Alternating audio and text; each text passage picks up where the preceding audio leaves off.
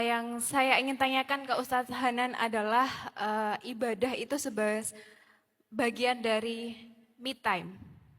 Tapi yang paling sulit bagi kita itu adalah ibadah cuma sebagai kewajiban. Lalu bagaimana memaknai ibadah sebagai me time? Terima kasih. Nanti Akrim dan teman-teman bisa lihat di Al-Muzammil yang tadi ayat 8. Allah bilang wadhkurisma rabbika wa tabattal ilaihi tabtila. Namanya tabattul. Apa itu tabattul? Tabattul itu sama dengan al-unsu billah. Apa itu al-unsu billah? Belajar menikmati berduaan dengan Allah. Itu me time yang tertinggi itu bukan sendiri, bukan dengan keluarga, bukan dengan teman, justru berduaan dengan Allah. Itu tingkatan tertinggi dari me time.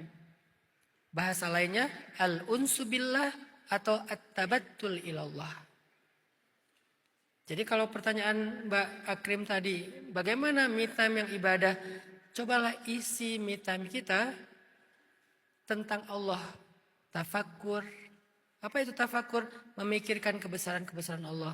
Ya Allah hebat ya Allah, Allah agung ya, Masya Allah, Allah tuh mulia ya, Masya Allah, Allah. Bagaimana cara kita tafakkur? Objeknya semesta, langit, bumi, hutan, pohon, hewan, laut, diri kita sendiri, pengalaman masa lalu kita, semua itu bisa menjadi objek buat tafakkur, memikirkan kebesaran Allah.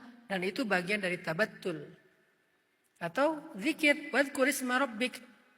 Ya Allah, Ya Rabbi, Ya Ilahi, Ya Khaliqi, Ya Raziki, Ya Fattah, Ya Alim, Ya Khabir, Ya Latif, Ya Jabbar. Apalagi Ya Jabbar kalau lagi sedih.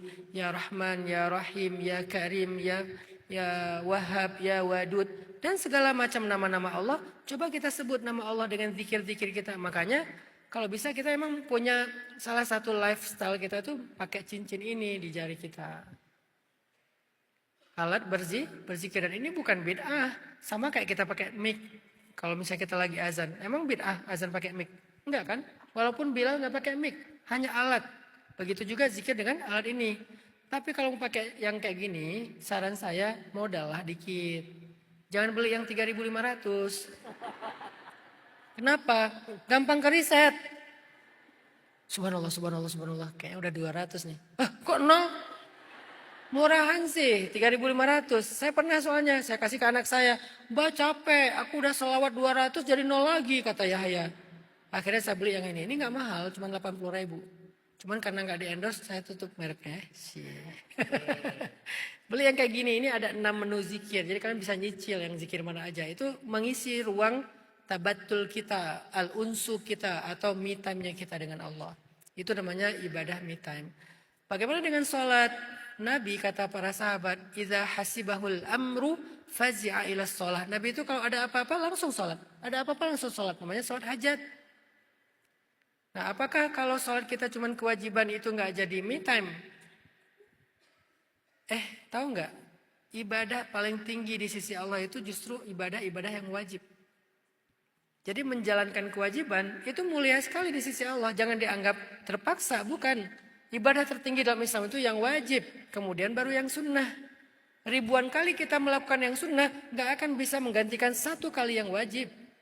Makanya jangan sampai kita sholat duha tahajudnya bagus, subuhnya ketinggalan.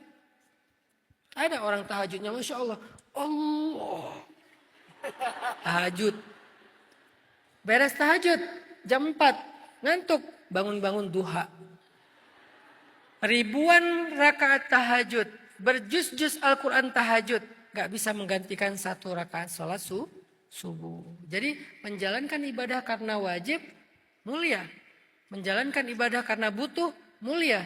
Menjalankan ibadah karena rindu kepada Allah pun mulia. Semua itu sesuatu yang sama-sama baik, tidak ada kontradiktif satu dengan yang lain.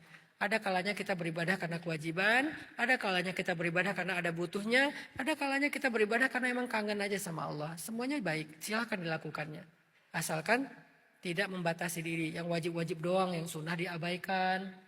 Atau nggak pernah datang kepada Allah kecuali pas lagi butuh aja. Coba perbaiki pelan-pelan. Tapi Allah tuh maha pemurah, ngerti kita banget lah.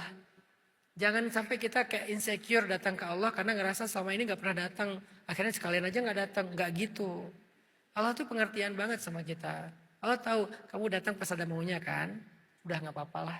Karena Allah gak butuh kita. Gak kayak kita dengan sesama manusia. Ilfil kita kalau kayak gitu kan. Allah nggak ilfil. Allah tahu kalau kita datang ada maunya. Bahkan Allah tahu setelah kita ditolong, kita akan kufur lagi. Allah tahu tetap Allah tolong. Itu ada di surat Luqman. Allah tahu bahwa mereka, ketika mereka mendapatkan, ayatnya gini. Wa idza ghasyahum maujun kadzilal, ketika mereka ditimpa dengan ombak besar seperti seperti gunung, mereka berdoa kepada Allah. Lalu setelah mereka selamat, mereka akan kembali kufur. Maksudnya apa? Allah tahu kok kalau diselamatkan mereka akan kufur lagi. Kenapa ditolong? Pokoknya siapapun yang minta tolong ke Allah pasti dia tolong. Mau setelahnya kufur lagi, Allah nggak peduli. Yang penting Allah pasti nolong. Sebaik itu Allah sama kita. Kalau kita kan udah tahu dia bakal jahat lagi, kita nggak akan tolong kan? Orang belum tentu dia jahat lagi aja, kadang-kadang kita nggak mau nolong karena kita udah bete sama dia, udah ilfil. Allah nggak gitu, nggak pernah trauma sama hambanya. Kita aja yang trauma dengan diri kita sendiri. Jadi kalau kita ngerasa selama ini nggak baik sama Allah, tiba-tiba ada masalah kita butuh Allah, terus insecure, aku kan nggak pernah benar sama Allah selama ini. Dia panggil dengan azan nggak datang, sekarang ada masalah aku datang kan nggak enak, nggak apa-apa, datang aja. Datang aja sama Allah dengan segala kekurangan kita. Siapa tahu itu awal dari kembalinya kita kepada Allah. Kadang-kadang butuh trigger kan, masalah. Kita datang, setelah masalah selesai, mudah-mudahan kita jadi istiqomah. Jadi jangan berkecil hati atau insecure.